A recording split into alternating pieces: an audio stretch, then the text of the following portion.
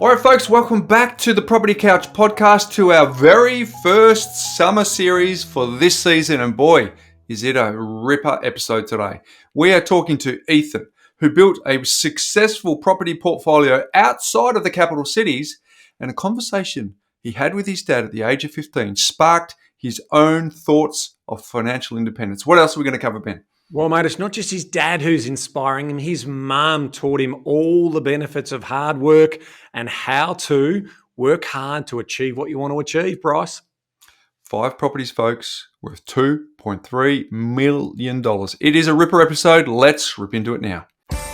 Welcome to the Property Couch, where each week you get to listen to 2 of Australia's leading experts. Bryce Holdaway, co-host of Location Australia on Foxtel's Lifestyle Channel, co-host of Escape from the City on the ABC, and partner of Empower Wealth Advisory. Ben Kingsley, chair of Property Investors Council of Australia and the founder of Empower Wealth Advisory, named the 2018 and 2019 Property Advisory Firm of the Year. Stay tuned as they bring you the insider's guide to property, finance and money management.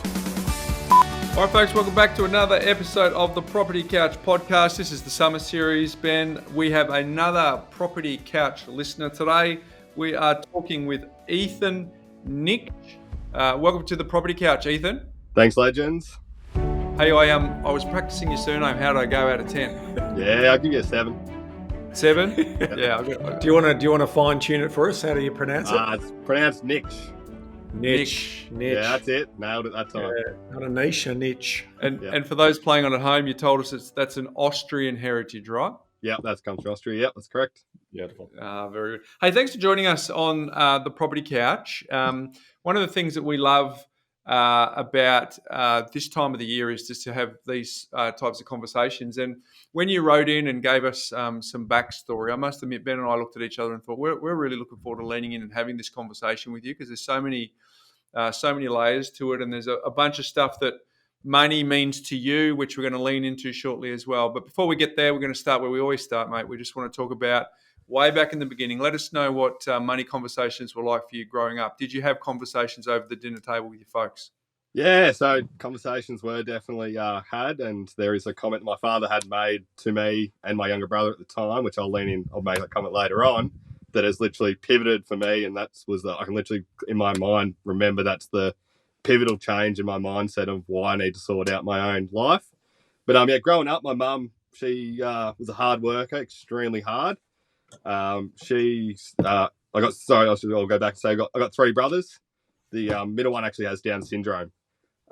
So growing up with someone who's had major health issues, all that, my parents always tried to provide the best for me and my younger brother.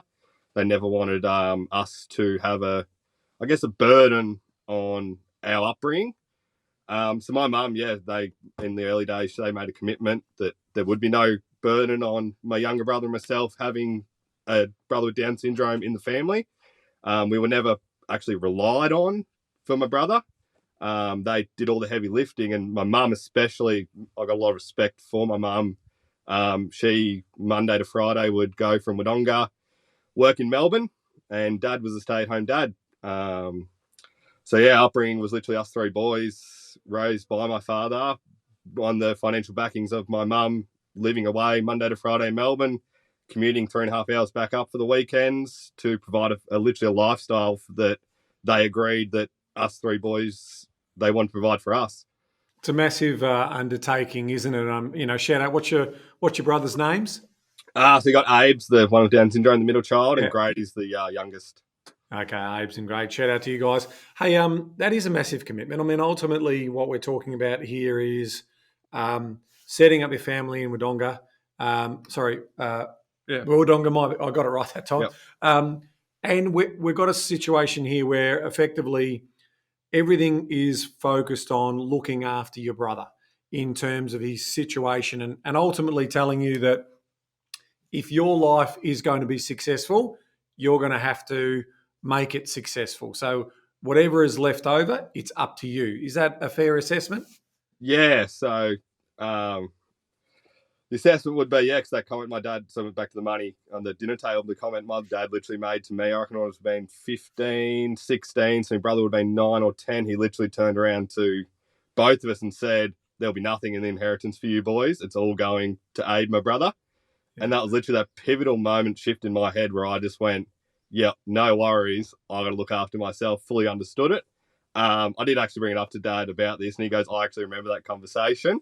And he goes, do you remember what your younger brother said? And I said, no. And he goes, oh, he literally said, well, what about me? So I don't expect a 9, 10-year-old to expect to have that pivotal shift in their head. But so literally to this day, I still know that was the pivotal moment in my life where I've literally gone and focused on, if I want anything in life, I'm going to have to set out and go and reach it myself. Exactly like my mum did. Like they wanted a lifestyle that we were accustomed to. Not accustomed to, more to they wanted to provide for us. They were very comfortable. They had to always work hard. Dad literally would get up at 4 o'clock in the morning, 5 o'clock in the morning. He was an upholsterer. He had a shed at home. Would go work for 2-3 hours in the morning, and then get us boys up, do the school run, go doctor's appointments for Abe. But then my mum would also be working 12, 14-hour days, Monday to Friday. So she'd come down the weekend and literally just be zonked out. So she's got the work ethic of anything, and that's was instilled in her from her father. All her siblings have a great, just hard work ethic. I definitely picked that up from my mum. There's a lot of things picked up from my father, like just the freaking. Actually, I don't know about what I picked up. I think about I'm very outgoing. You never go down the street with to get a bottle of milk with Dad, because even though it could be a 5-minute trip, you'd also run into 5 people, and then it'd turn into an hour and a half.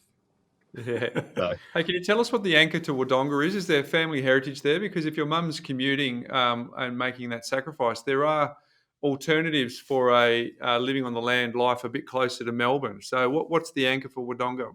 I don't know. I think they just love the regional outlook. There was one point in our lives they did look to move and commute to Melbourne, especially appointments for Abe and stuff like that. But I'm pretty sure it's just that regional life balance of, that sustainability. I think she worked in Melbourne, it would have been about 8 years. Before that, she did have a job up here, but it was just more that for her to provide a lifestyle that Mum and Dad wanted. Then that was the option that they chose, that she always has been the breadwinner. But yeah, that was the option they chose. Dad would be a stay-at-home dad, which was kind of bucking the trend back then. I definitely know he loved it. But it's also, like you say, you may not have got a lot from your dad, but is it fair to say that family first? I mean, ultimately, for someone committed to, raising the 3 boys, doing his upholstery work, of all hours in the morning, but also being quite social. And you mentioned a moment ago that he remembers that conversation that he had with you at the dinner table. I mean, how difficult, put yourself in his shoes, how difficult is that for him and your mum, knowing that ultimately they wouldn't have enough to give to everyone, because Abe was going to get most of those resources because technically he needed them? Yeah, so like I said, growing up, I knew personally, I don't know if it was Mum's guilt, but if I wanted something, I could get it. If I wanted a new bike, if I wanted anything. The different bearing on me, I can always remember when I was even younger, is that I never asked, as I really felt, if I look back and reflect, my younger brother always did. He didn't have that. We're like 2 different type of people, is that from a very young age, I didn't worry. Sorry, it wasn't a worry. I just never wanted anything. I was happy with what I had. I didn't need anything extra. What do you think sparked that response from you, Ethan, when you're at 15? Because for context, you're early 30s now, so you've got a level of emotional maturity that you don't have at 15. But your response was, "Sure, no problem, I get it. This is what I've got to do." And then you mentioned your younger brother said, "What about me?" I think anyone would forgive you for having the response at 15, going, "Oh, hang on, that doesn't feel right." Why do you think that you had that presence of mind at that age to go, "Okay, no worries, I get it"? Is that the big brother syndrome? No, I don't know if it's big brother syndrome. And like I said, so recently I'm brought up, I've been diagnosed with high function autism, commonly known as Aspergers. And so I've been reflecting on that like a lot in the last 6 months, and reflecting back in my past, especially coming on now on this show, it's crazy like how much I've literally just been thinking about the past, and then also making like, oh, that's why I thought like that back then with my Aspergers now. And it makes me just realize that all the stuff back then is who I am today. So I kind of think, that comment was that was just the way I thought back then. It wasn't about that. It was, yep, sweet. It's that yes or no, black and white type of answer that I just knew, yep, sweet. That makes perfect sense in my head. I understand that. And I just went to that way. So we'll lean into some of the decisions that you made from that. But so what does knowing that you have Asperger's mean to you now? What's as you reflect back, knowing that there's a label, and I've got that in my own family, so I know it well. What's the reflections you've had now on thinking, okay, well, I know what's going on for me and how that might change your outlook going forward? Yeah, so I've always known and always been comfortable with who I am. Always knew I was different, and black's, white. I just kind of always accepted, that's just me. That's just my personality. Moving forward, it's just I'm trying to grow myself more to have more empathy and more emotional connections to people and stuff like that. So now it's just crazy reflection moment and moving forward moment. If you asked me this a year ago, I probably would have been like, nah, I didn't think the headspace and stuff I'd be at now would happen. Not that I was in a bad headspace or anything, but just more the reflection and trying to be more empathetic and stuff like that. I should also note at 16, I literally got diagnosed with depression. So that's literally why I left school. Still to this day, do not know why. I remember the date. I literally just woke up one day, literally went to my dad, because dad and I have a great bond. Like I said, he raised us, and dad was always approachable. Even to my friends and stuff would always be like, he'd always talk, be you'd be able to go to dad for anything. He'd always go out of his way for every single person, friends included. Friends knew that. But yeah, I just remember literally waking up at, I think I was 16 at the time, or maybe late 15, and just literally said, I don't feel myself, and broke down crying to him, and that was that. So by the end of 16, that's when I 16, year 10 I was going into when that happened, and just school wasn't for me. So packed up, and mum said, if you were going to leave school, you need to get a job. So even though mum was a massive academic, she had the uni fund already and everything set up for me. Still to this day, I think she still wants me to go to uni. Even though I've done very, very well for myself, I still think, she's a massive academic. But so I literally got an apprenticeship as a plumber. What would you say? Because there's someone who's listening to this, Ethan, who might not have that same clarity that you do, and the school system might not have served them, and they might be creating some labels on themselves that just isn't true. It's like getting a goldfish to climb a tree, right? When you get someone in a schooling system who doesn't thrive in that, what would you say to that person who's listening to that, who might be able to relate to what you've just described? There is a massive amount of work out there currently for people that have got a great and amazing work ethic. I mean, we've had probably 15 school leavers or kids still at school come and try and work with us, and majority of the kids don't have that work ethic and drive anymore, or that nous, the practicality of wanting to go out and actually have something like hands-on. Like, we had a kid rock up one day, and we said, I'll read the tape measure, and he started reading it out in feet. And we're literally going, nah, mate, it's mils and centimeters. So if you want to have anyone with a great work ethic, the amount of work that is out there currently for people who want to actually have a crack and want to rock up to work and go that extra mile, there is massive amounts of work and good paying work out there.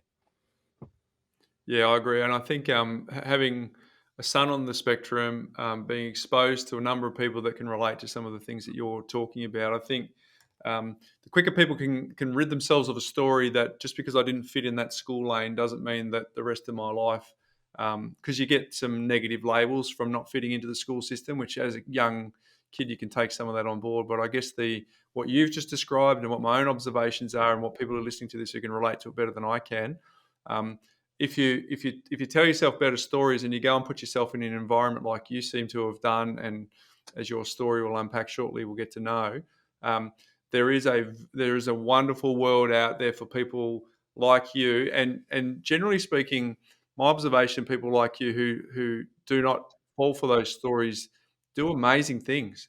Doers, action takers, a lot of care for other people. What you see is what you get. There's a whole bunch of positive stuff that comes from it, and I think it's courageous of you to share that pretty vulnerable part of your story. Like I said, I'm pretty. I want to be open and transparent with everything. Like, I'm not trying to hide or sugarcoat everything, because I don't think what I've done, and I don't think I've done anything amazing. That's the thing. Like, my achievements, I don't view as amazing things. It's only until Ben starts start reading out all the statistics and all that type of stuff of actually what people have done. And then it was literally like, the 5 properties, so there was 25,000 people or something on that. And then when I literally stopped and crunched the numbers, being like, hang on, if that's 25,000 people in Australia, how many of the people have done that under 30? Yeah. And that's statistically speaking, like, when I go into that, I'm like, well, okay, maybe I have done something a little bit unique in my own right, but I've never, ever viewed it as being something that's unique like that. It's just something I've just progressed and just done.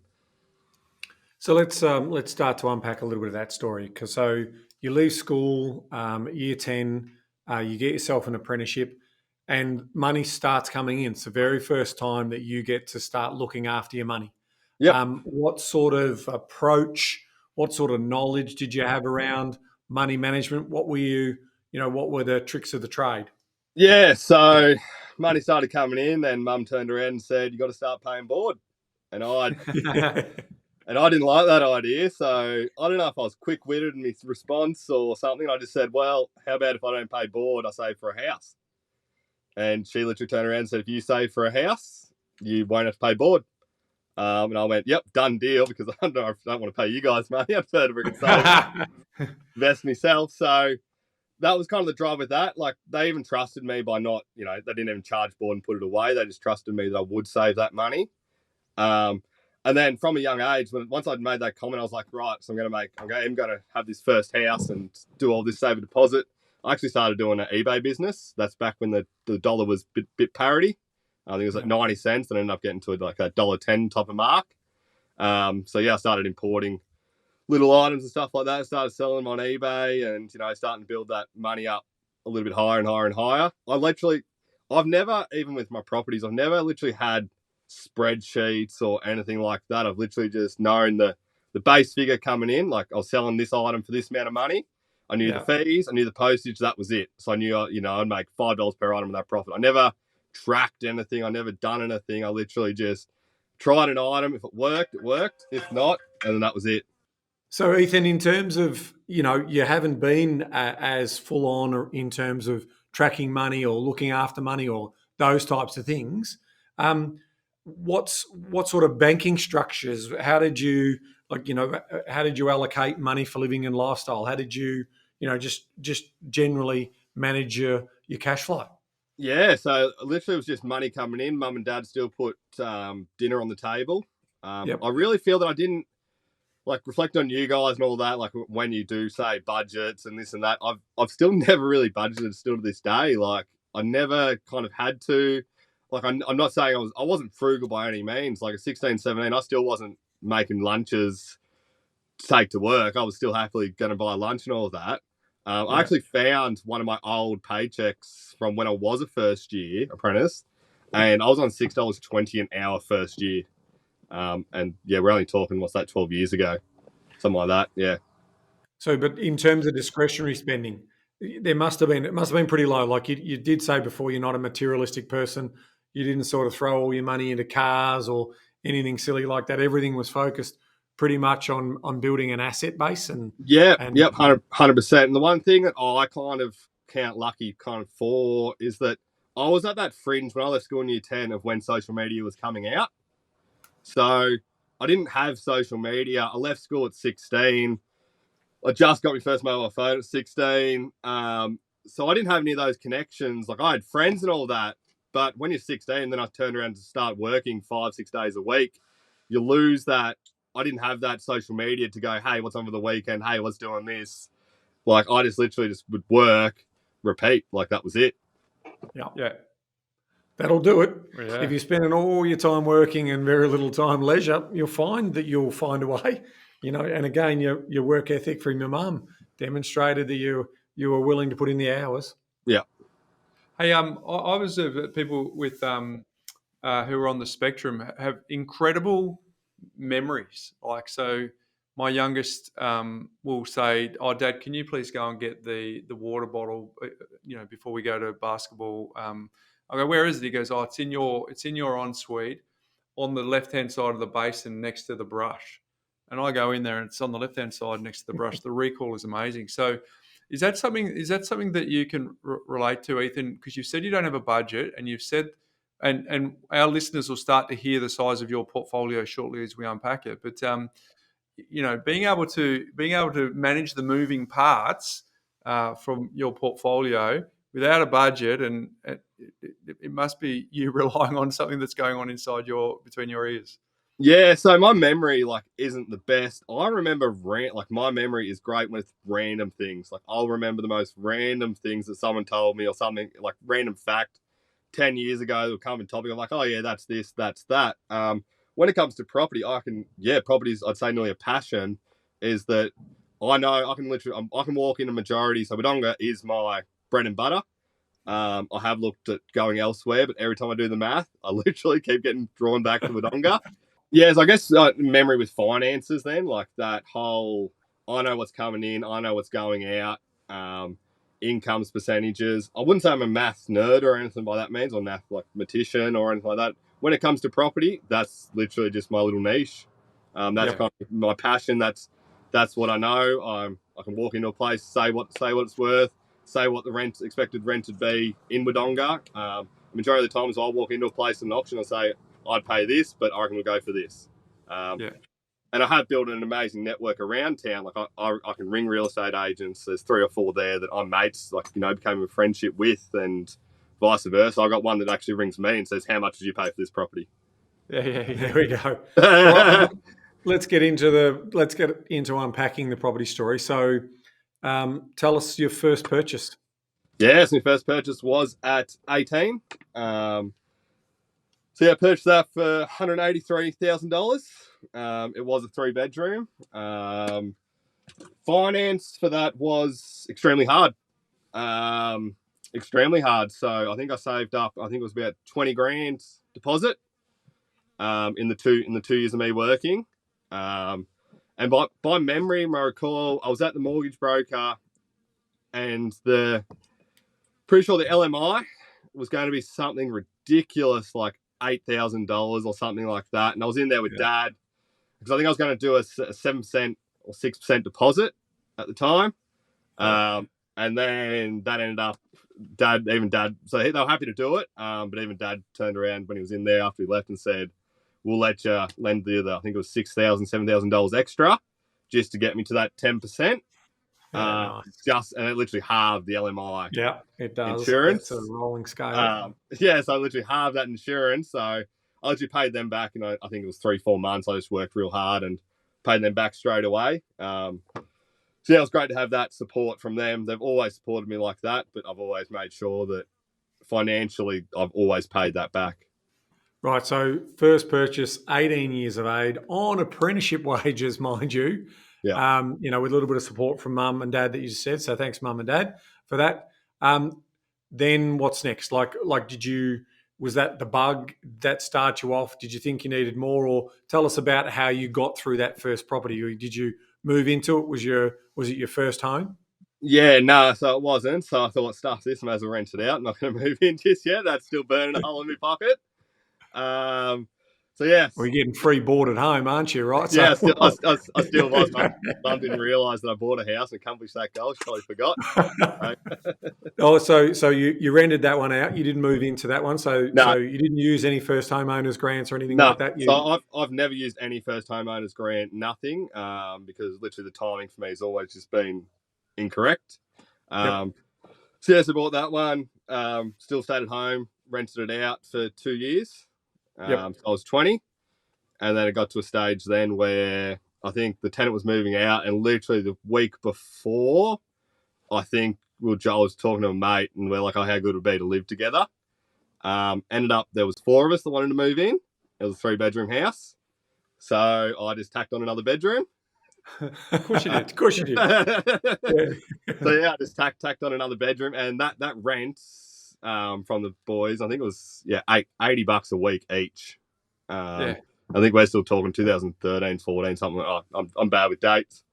I can actually probably tell you the dates. Yeah, it'd be 2014. And yeah, they're only paying $80 each a week rent, so I pretty much live there rent free. By then, I was qualified, so I literally just worked 3-4 days a week and partied the rest. So that was literally pretty much my gap year.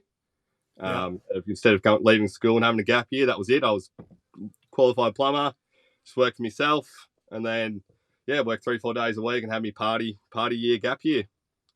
Beautiful. So was there any concerns, if you move in with you and 3 mates into someone else's house, the concern ratio versus living in your own home is probably a little higher. Were you worried about wear and tear? No, I wasn't too concerned about wear and tear. I think mum and dad were. But yeah, no, it definitely was a big party house. We put in a spa and everything in there. So I love in the notes you said to us. It was in brackets. You goes. It was one of a wild few years, right? So yeah. so not many memories from them years, but it's one of those portions in life that I realised like it was just that great. I had to have it. I'm glad I done it.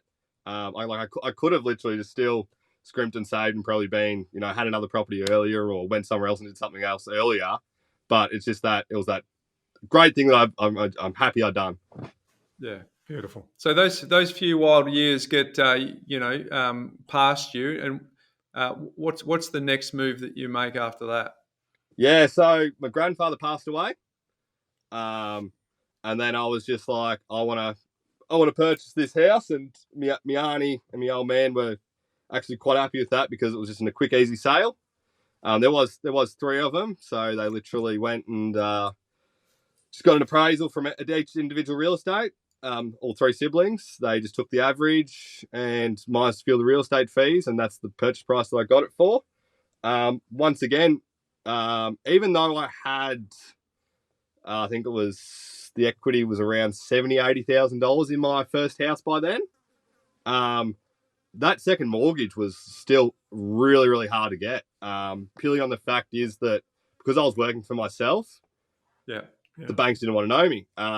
So I was with a mortgage broker. I remember walking in and seeing him, and he was like, "Nothing I can do." And I literally remember going, "Nah, that is like, there's ways around everything." He literally just brushed me off like, "What's this 20-year-old going in there, or 22-year-old going in there and wanting another property?" Like I really felt like, "You've done your dash now, mate." Like I had that not vendetta, but I was just like, "Nah, you've stuffed up. Like this is going. You'll hear later on. Like this is literally it." And I actually fluked it. Ended up doing a job 2 weeks later for one of the local banks around here. He was a bank manager. Described the situation, and he just said, "Come and have a chat." So I literally went in there, had a chat with him. It's just a small community bank. They've still got, so actually the town I'm in right now, I think its population will be like 200-300 people. They've still got a bank here now that still opens. So I'm now still with them today, but I've built this relationship with this mortgage broker who's, I think by the time this comes out, I think he's due to retire. He's that old school type way mortgage broker. Bank manager, real old school. Literally first thing I walk in there, he doesn't ask about anything. He asks, "How's the family? How's everything else going?" Yeah. It's a 10-minute conversation about everything else, then it hits business. So it's that community spirit. And back when interest rates were, super low and all that type of stuff, I knew I was paying 0.1, 0.2% more.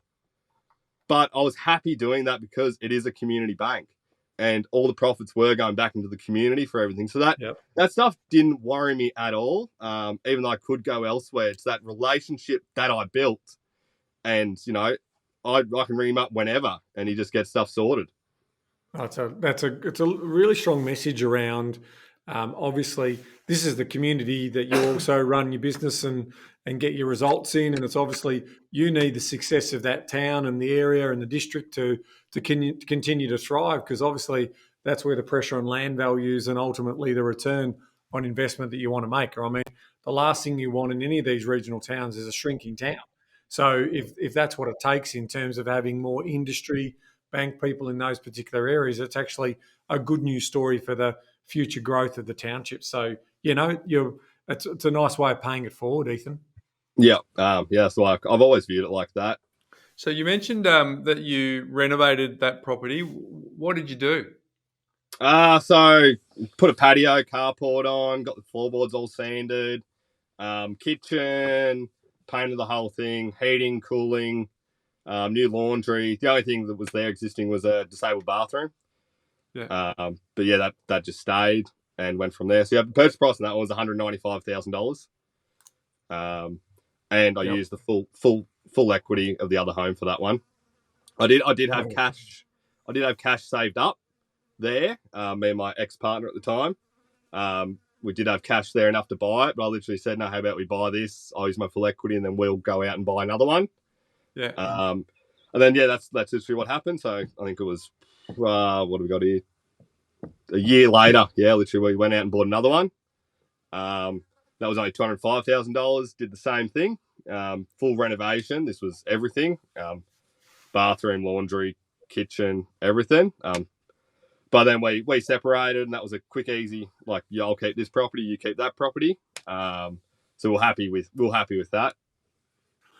So let's sort of get some bearings again. First property at 18. A couple of years later, you moved into that. The second property you buy at 23, and then you obviously renovated that one. Then there's this interim property that you buy with your partner, or is that the property that you bought by the age of 26? No. So we bought one in between. With a partner. Then we separated. And then so she gets that. We got that one. I kept the other one. So it was a fair, just even split. Wasn't concerned about anything there. And then so I needed a place to live. That's when I went out and bought the next one at 26, and that was a mortgagee auction.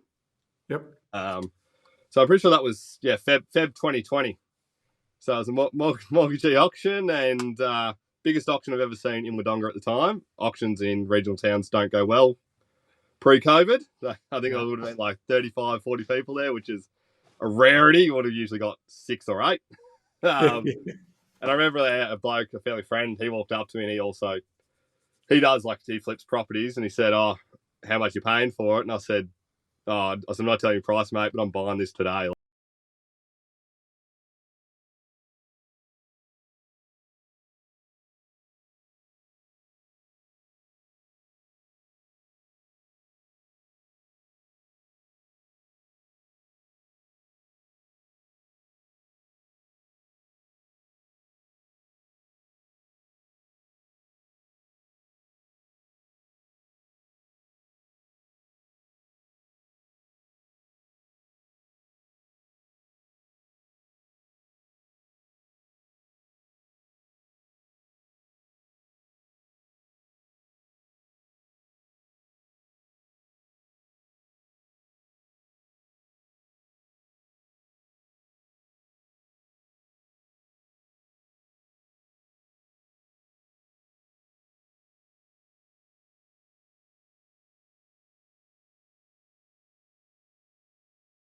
And that literally, phone call away, and people that you trust. It's just the networking effect that does work really well.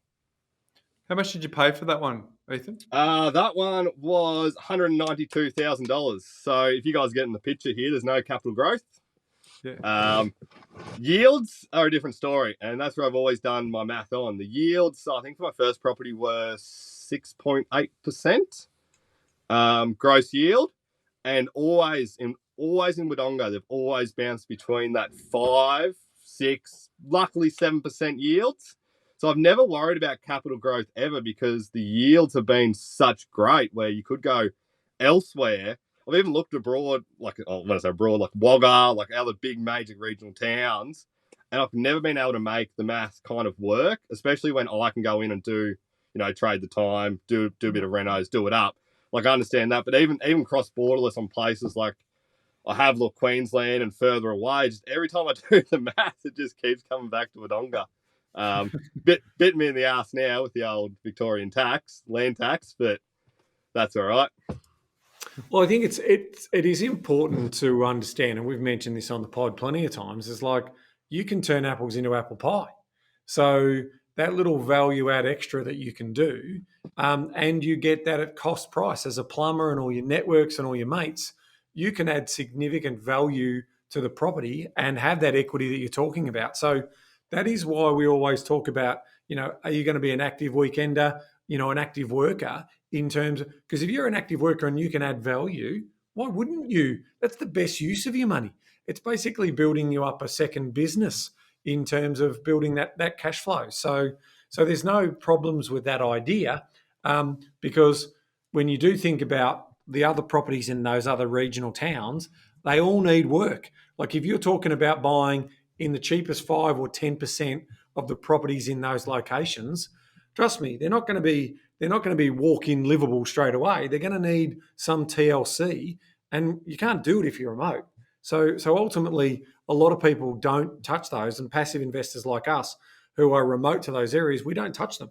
But for people who live in a town, who have the networks, who have all of those things like you do, Ethan, you're in a great shape to keep doing that. But yeah, your trade-off is that you're going to have land tax kicking in on those properties. Those higher yields are going to bring you back to standard yields. And so hopefully you're going to see some capital growth over the course of the next 2 or 3 decades, which, I can't see Wodonga, Albury, Wodonga and all of that area going backwards. I mean, I think, if you take a 20, 30, 40-year view with the population doubling, I think a fast train or some type of hyperloop or some type of connection is going to happen into those locations. And we all know it's super livable up there. You got Lake Hume, you got all of those, you got the ski fields an hour and a half away. Like it ticks all the boxes from a lifestyle point of view. So yeah, I can't see those assets closer to those city areas going backwards anytime soon over the next decade or two. Even when I was younger in my 1920s, I'd go down to Melbourne, have mates comment going like, why are you still there and all this type of stuff. And I've literally always made the comment like, it's got everything that I need personally. Yeah. I don't need much. Like it's literally, I'm content with everything that I've got here. I don't want to be in the hustle and bustle, which is probably a bit of my Aspergers coming out of me now. I don't want to be like that and all that. It's great because I love Wodonga because it always just skirts the list. You never hear it about being a booming town. You never hear it about, the property prices are going up here, like your Ballarats, your Bendigos and all that type of stuff. And it's just a great regional town that always just skirts under the radar, which is, I like that. Like it always means that it is going to be affordable around here with all the regional benefits. We got everything that a city has just in a smaller condensed area. Yeah. Hey Ethan, why back in when you were 26, you bought a place at auction for $192,000? Why was the crowd so big? What was it about that property that meant that everyone wanted to see it? I think it was, we don't have many mortgagee auctions, and it was a full reno. All the land size was 780 square meters, I think. It's around there. So all the land sizes around here around that 600 plus. This one you could, if you wanted to, theoretically demo, put a few townhouses. I like character in the homes. Like I do like all the homes that I bought. So the first 2 are weatherboards. First one's weatherboard. Second one's brick. This one's brick. They've all got hardwood frames. They're still standing. You go into new homes now and you'll see all the cracking and the plastering and all this type of stuff. Like the appreciation for old homes that are still standing means they're going to be standing for another 30, 40 years. Mm-hmm. Yeah, that makes sense. Very true. So 26, you purchased your 4th property, but the 3rd in your portfolio because of the separation. So what happens next? So what happens next? I move in there, do a full reno. So now that's my PPR. So I still live in there. Yeah. So that came around, and obviously perfect timing with old COVID. So everything started to double in price like that. So I was like, back to that property that I let go with my ex-partner. I knew the landlord next door. They lived in Brisbane. And every year I made them an offer. Lowball offer, because I always knew they wanted to sell. So I always made a lowball offer. And then finally I rang them up and they said they wanted to sell, and they didn't give me a number. I literally said, give me a number rough, like highs, lows, and they literally just came out and said high 3s. And I just came out and said, oh, sweet, $282,000. And straight away they went, oh, you're serious? And I was like, yep, serious. And that was in Feb 2021, I believe. Sorry, July. Yeah. So I bought that in Feb 2021, but they wanted to settle next financial year. Yeah. For their tax reasons. And I was just like, yep, that works for me. at that time, I was like, the numbers work, but I was like, I'm overpaying a little bit. But I wasn't too concerned. So all these properties are literally within 5-minute walks to Wodonga CBD. Like I'm not going out and buying, like all these ones are all central location homes. Yeah. But yeah, so after that, I was like, February that, I was like, overpaid. And then once again, COVID kept going and going and going. And by the time settlement came around, I'm like, I've made another $15,000-$20,000 in this property already. Yeah. Yeah. When interest rates go down to record lows, and, Victorians are being locked down, or Melburnians are being locked down, and regional towns anywhere pretty much did well, whether it was a tree change or a sea change. So that obviously puts you into, so that's property number 5, and with 4 left. Yeah. Yep. So you had obviously got the other one with your previous partner, I should say. Yep, that one. So you bought 5, you still got 4 remaining. Yep. Is that the end of the story? Nah. And literally the neighbour in the same street approached me and she goes, I want to sell. And I said, I'll buy it. She thought I was joking. I said, I'll buy it off you. Just give me some time to get some more cash flow and all that. Like, I was happy. Then I think it was a month later, it popped up online, and I was like, I rang her. I said I'd buy it, and she goes, "Oh, you said you need a deposit, like save for a deposit." And I was like, "No, I've got I had other assets that I could use." So literally bought it off her through the real estate, which was her bit of a rookie mistake because then she had to end up paying real estate fees. Yeah. So you end up purchasing that property for $300,000. Bit of land banking situation starting to go on here now, Central Wodonga. Yeah. So I didn't mind paying that. Even though all my purchases and all my properties have been logically thought out, I do feel that that's the only property that I did rush. I don't know if it was that euphoria, that excitement of the property market and everyone's still going around. Like even I kind of fell in for that. By no means, no means it's like not a bad property at all. But I think it was, that, oh shit, I can get another one straight off the bat.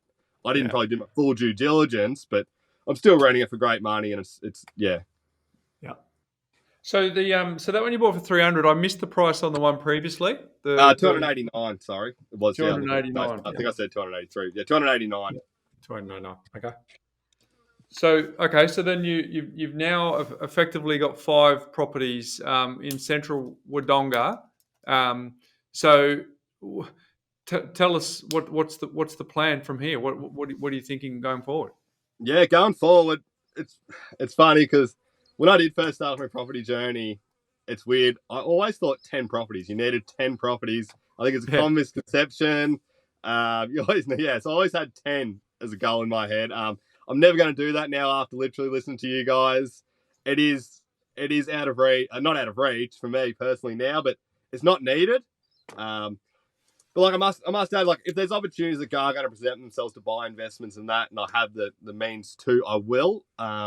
All of my tenants pay well below rent, well below standard. I think one of them is literally I could probably get another $90 to $100 out of the property. Between $40 and $100 probably on one of them, undervalued for rents. And I'm not concerned by that by any means because the tenants I've got in there are amazing people. You know, they look after my property.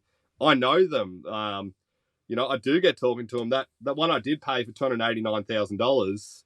I bought that on the premise of that tenant that's why I was happy to pay a little bit extra at the time because that tenant in there was an amazing tenant. I saw him looking after the place, cleaning the place up. He's done a few renovations there for me, and he gets subsidised rent for that, and he's happy. I let you pay for the materials, and he just goes away and does it, and he's happy as anything. He won't be a lifer. I've literally said to him, I want to encourage him to go out and buy. He's a bachelor in his 50s, and I have one. I said, mate, like, how about you do it? Like, go out and buy your own place. And I've encouraged him to try and help him go out and buy one, but he literally said he's saving to go buy out in the sticks somewhere, a block in a shack one day just before he dies. And I'm like, yep, sweet, righto. But I'm at that stage now in my life where I want to encourage people to go to property. Like, we got a 17-year-old that works with us, and we got gave him a conversation the other day in the trucks. It was me and the boss, and we're literally talking about compounding and how things work. And now he's triggered and he's hooked. You can literally see him. You can literally see him literally like not idolizing, but like saying, "Oh shit, you guys done it at this age" and stuff like that. And it is achievable, and I've got great feelings that he will achieve stuff like that by the time he's 19.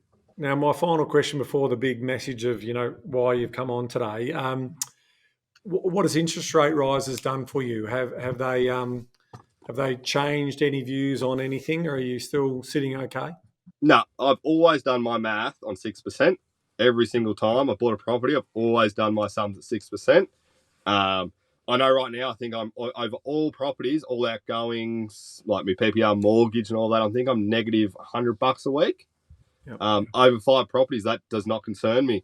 Even if it does go up further, I'm not concerned at all. I'm a higher than average income earner. I think the average now is like $80-something thousand, isn't it? Something up there. So I'm a bit higher than average. So I do have that income coming in. It doesn't concern me. I don't think I will ever bump up the rent to the fair levels. There's always workarounds. So I only put up rents to my tenants probably once every 2 years. So when I done all my mortgages, I always do 2 years fixed.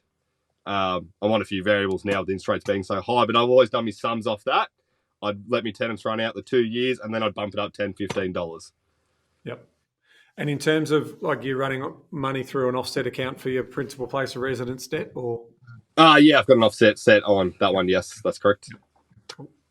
So Ethan, we asked you what money means to you, and the summer series is the theme is what money means to you, right? So when you came to us, you said lifestyle choices, comfort, stability, providing for your family, and security. What are that? What is it? If we look under the bonnet of that, what does it actually mean for you? Because we just had a conversation with you. You said you don't need much. You're really happy. If you're comfortable telling us what your portfolio is worth, we can see the number. So it's significant. It probably is more than you need for what you've described. So what is the North Star now? What are you going towards? And what does lifestyle choice, comfort, stability provide for your families, obvious, but the security, what do they actually mean for you? Yeah, so definitely there will be another PPR, the forever home. There will be one of that. Like all the houses that I have bought are like owner-occupied houses because I've lived in them, been happy in them. I am happy in a small house because it's less cleaning. That's my logic. So there will be another PPR. That is my vision. And I could literally take the foot off the throttle right now and just coast by. I'm not being 30 years of age, watching house prices double every year, even with the gross yields. I can just coast by. PPR is the next goal. The stability of just looking after myself and not relying on other people for financial goals type thing. Like right now, I do what I wanted. Like I am that what's it called? Not the compounding effect, where the delayed gratification. I'm seeing that now. Like I'm literally the 12 years of my investing. I'm already seeing that now. Last 2 years, I've gone overseas. Just came back from Japan 5 weeks ago on a Bucks party. I'm seeing that I just bought a brand new car with cash. So that delayed gratification now, only 12 years into this investment story, is already starting to come into play. I'm not worried.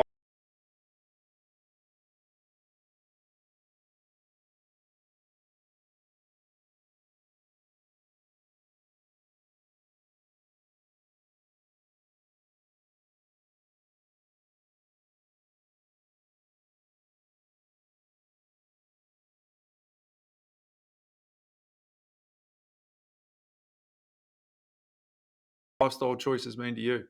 Yeah, I don't think so. I figured out with my anxiety and depression at an early age, I need to physically work. If I don't physically work, that's when my mental health goes downhill.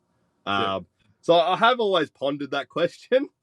But yeah, I really don't know the full outcome of what it would look like if I do concentrate in 10 years more time in my 40s to trying to give back more. I love trying to help people get property. I generally do appreciate like trying to help people out and say you can do it. That motivation. I've done it. I've done nothing special. You can do it. Like I do love trying to give people that benefit. So I'm in 30s. I'll still work. Always have to work. Mate, I just want to pick up on that point where you say I've done nothing special. And I think that's a really humble thing. But the actions you've taken haven't been special, but the collective body of work is special because most people don't take action. They actually don't put the foot in front of the other to actually do something. And I think that's where we can sort of lean in on your story. What is special about it is you took action early, you took responsibility, and you've now built yourself a portfolio that is seven figures. Your portfolio. You can say it. It's fine. Well, you say it. It's your portfolio. I reckon it's between probably 2.2 and 2.4. Yeah. So significant, right? So, but I think that's important for us to lean on here. The action of buying the property in isolation is not special. What is special is the fact that you've done more than one. The fact is that you did it early. The fact is that you had delayed gratification. The fact is that you actually took action in the first place. These are the special parts around your story. So I guess for me, my closing question for you is, why come and tell your story? Before we push record, I said, "How you going?" You said, "I'm as nervous as buggery." You haven't shown that throughout the whole conversation, by the way. But why go through that and tell people about your story? What is it that our call out to you made you respond and say, "Yeah, I've got to come and tell mine"? I just think recently with like the Aspergers diagnosis and me just really reflecting a lot, I just want the younger generation to know like this housing affordability crisis and all that. Young people can do it. You just got to have a work ethic, have your mind to it. You got to take a little bit of sacrifices, and if that's moving to outer suburbs, and that's what you got to do to build up that portfolio to work in, it's achievable. Because like I said, I've done it. And I've done nothing special. All I've had is a good work ethic. Like I said, $6.20 first year apprentice wages. It is doable, and I understand the fact like there is the higher cost of living with renting and all of that, but you can still do it by working hard and don't sacrifice a little. Do you think that regional towns would embrace people from the city to come and do that? Do you think that if you were to have, because someone could look at your story and go, "Wow, your lifestyle is congruent with your investing location, so therefore the sacrifice for you hasn't meant that you have to move away from family or move away from networks." So for someone who lives in, let's call it Melbourne or Sydney, and they came to Wodonga, how hard or difficult or straightforward do you think it is for someone to try and integrate into new communities to do that? Then only to think, well, if the goal is to go back, it's a transient commute. Do you think regional towns would be open to the city folk doing that? 100%. Yeah. Even then, like I said, if you're targeting gross yields like I do, even if you did not even move here, you know what I mean? Like, there's properties that I know of right now, 2 bedrooms, 5-10-minute walks, Wodonga CBD, $350,000 on 600 square meter block. Yeah. There's properties right there, right now that, and like I start talking to people about these properties, and they go, "Where?" I'm like, "It's literally there. Like, it's advertised. It's out there. It's literally, you got to just put it like it. They're all there. You just got to be on the beat. Like, you got to be there. It's affordable to live if you want to sacrifice a little.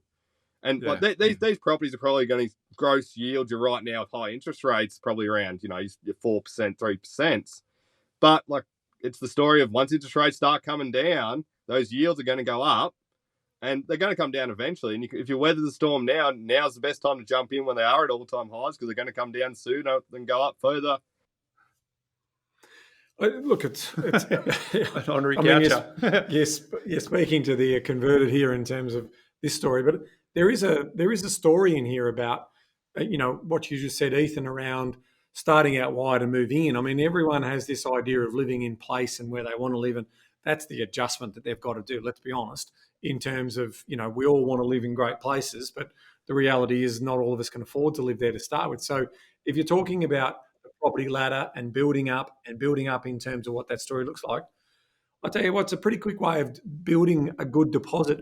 If you've got a 5-year plan to get the biggest deposit you possibly can, throwing some money into an area like that where it's cash flow, you're getting leverage on leverage, and you're thinking now, the next 12 months, there's a question mark on the economy slowing and what's going to happen. But, to Ethan's point about lower interest rates coming through over the course of, probably 12, 18 months ahead, that's going to put conditions, and we know rent's going to be tight. Things are going to be tight from that point of view. So I think from all of those things, this is the type of opportunity that the next generation is going to have. They're going to have to think a little bit outside the box in terms of what was possible for our parents' generation and our generation. It's just got to be different, and so these are opportunities. So having people like you on, Ethan, where you're telling them it is possible, it does require hard work, it does require action, it does require sacrifice, is actually a good news story.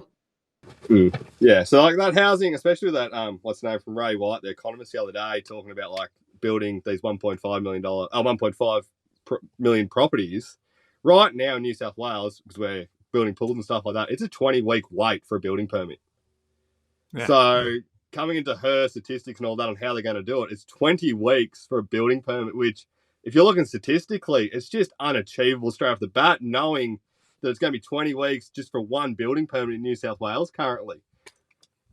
Yep, It's crazy, but that's what we've got to ask the government to do a couple of good things, and that is incentivize investors, and also get rid of the red tape. You're killing us. You're too slow at what you do. We're living in the 21st century. It's crazy. Hey, Ethan, you've had an incredible story. I wonder if you might circle the loop of the story back and maybe go to uni one day for your mum, just to be a guest speaker to say to the students how they can actually do it, and then show them that you don't actually need to go to uni to get it done. But mate, your story is inspirational. I'm really glad that you took the time to reach out to us. Thanks for listening to the podcast over the journey. I'm glad it's had added value and had an impact on you. And you obviously talked about narrative there, so you obviously get value out of some of the guests. But on behalf of everyone here on the Property Couch, mate, thanks for your time today. Thanks, legend. So yeah, definitely got over those nerves. You certainly did, buddy. Thank you. Mate. Oh, mate, how good was that? What a great way to start off the summer series. Ethan, that was a ripper story. It really was. I mean, I'm looking at my notes here in front of me, and there's certain things that I've circled, like $6.20 was his first apprentice wages. So it's not about where you start, it's about where you end, and it's about what you do with your money to make it work harder for you. I've got sort of things like, it shows a bit of flexibility. A no doesn't mean an absolute no. So, the story about not giving up in terms of, I think I can make this work, and seeing how others do that. I mentioned at the start of the show his mum's work ethic in terms of, and just even though he has autism and Aspergers, there's this idea of he's been able to overcome that, the challenges with his brother as well, and all of the resources that was going to go into looking after him mean that he obviously, if it was to be, it's going to be up to him in terms of his particular story. So I mean, there's a hell of a lot to like in terms of, if I was looking after Ethan as an advisor, just a couple of things I'd be fine-tuning. I'd be really focusing in on sort of getting that money story and cash flow story, rather than sort of just having a rough idea. I'd want to get, like when you start to get into a size of the portfolio, you don't want the deck of cards to fall on themselves and to have this debt issue. So I would be certainly looking at sort of documenting that and have a bit more precision around what I'm able to do. And of course, he knows his backyard very well. He's a subject matter expert in that particular market, but obviously land tax in Victoria is going to be a thing. So looking to become a borderless investor. So that's how I'd just say the fine tuning for me would look like, getting on the More platform, taking a closer look at annualized surpluses, and then what I can get to work on in terms of what I want to invest and spend. But Ethan, credit to yourself, mate. Unbelievable story. And our community is the beneficiary of passing on the knowledge. So thanks very much. But also a generational message, Ben, of saying people in their 20s and their 30s, he's in his 30s and he can do it. You don't have to do it in the CBDs. He talked about delayed gratification, that conversation he had with his dad when he was 15 that said, all right, well, I've got to be on the path and get this done. I just thought it was a wonderful story and a wonderful way to start, the energy and the enthusiasm. And he was so incredibly excited to share his story. So I think our community is the beneficiary of that. But Ethan, thank you for joining us. Thank you for opening the batting here on the Summer Series, Ben. And the good news is we got plenty more where that came from. We have got some incredible stories to share as people start to put the sunscreen on, Ben, start to think about winding down for Christmas and taking the holiday season off. They get to listen to some really, really incredible stories, mate. But until next week, Ben, when we continue our Summer Series. Well, a couple of things, Bryce. First, property at 18. Let that land. And always remember, knowledge is empowering, but only if you act on it. See you next week, folks.